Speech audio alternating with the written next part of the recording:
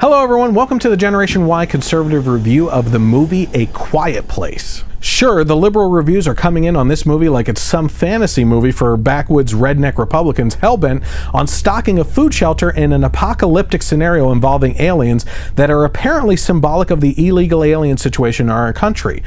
Creatures that are blind but have an incredible sense of hearing, which obviously translates into a symbolic gesture towards Republicans feeling they are shamed into silence on the immigration issue.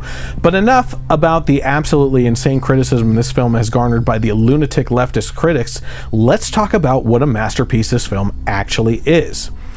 Emily Blunt and her real-life husband John Krasinski, who not only co-stars but also directs the film, heads up the family that the film centers on. In fact, it is an apocalyptic survival scenario that doesn't feel the pressure of actually setting up the circumstances, which is both refreshing and time-saving in today's cinema culture. Something has happened that has allowed blind creatures to annihilate the world's population down to a scarce few remaining survivors.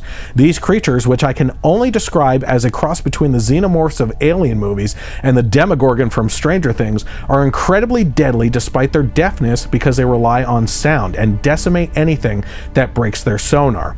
Oh yeah. And they also have natural armor plating that makes them virtually invincible. Needless to say, no one on the planet has figured out any weakness to these things yet. So that's the setup that leads to the closest thing to a modern-day silent film since Tom Hanks in Castaway. You know, if the crabs had been 9 feet tall and trying to kill him and Wilson on that island. This means when the silence is broken by anything, it will make you jump. Mix that with an incredibly insane plotline that has you either pulling out your hair or biting your nails, and you are in for one of the most nerve-wracking films of the past couple years. Krasinski and his wife Emily are top-notch in their acting.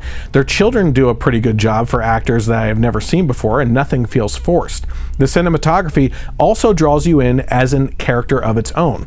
When the environment has to lend to being manipulated to keep your movement as silent as possible, you are paying attention to every little detail. Because of the acting, cinematography, and plotline, I give this movie an 8 out of 10 and highly recommend that you experience it in the theater environment. That's it for this Generation Y conservative movie review. Join us next time for our next movie review, which is probably going to be the best film of the year, Marvel's Avengers Infinity War. We're getting ready for Thanos, people. I'll see you next time. Have a great night, and God bless America.